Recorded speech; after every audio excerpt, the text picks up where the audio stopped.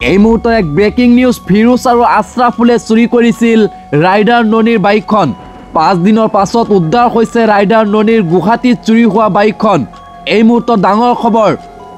ধুবুৰীৰ ফকিৰগঞ্জত উদ্ধাৰ কৰা হৈছে ৰাইডাৰ ননীৰ বাইকখন হুৰুহজাইৰ এটা গেষ্ট হাউচৰ পৰা চুৰি হৈছিল বাইকখন বাইক চুৰি সন্দৰ্ভত দুই চোৰক আটক কৰিছে আৰক্ষীয়ে আশ্ৰাফুল দেৱান আৰু ফিৰোজ কাজীক গ্ৰেপ্তাৰ কৰিছে আৰক্ষীয়ে আৰু নিশাতে উদ্ধাৰ হোৱা বাইকসহ দুই চোৰক গুৱাহাটীলৈ আনিছে বশিষ্ঠ আৰক্ষীয়ে 5 দিনৰ পাছত উদ্ধাৰ হ'ল ৰাইডাৰ ননীৰ গুৱাহাটীত চুৰি হোৱা বাইকখন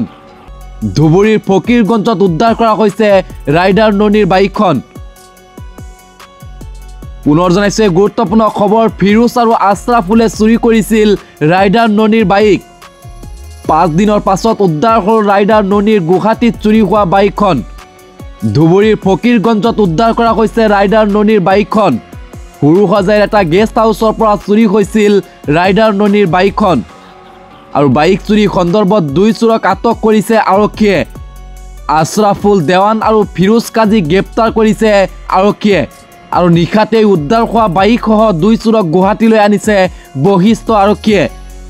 আৰু 5 দিনৰ পাছত উদ্ধাৰ কৰা হৈছে ৰাইডাৰ ননীৰ গুৱাহাটীত চুৰি হোৱা বাইকখন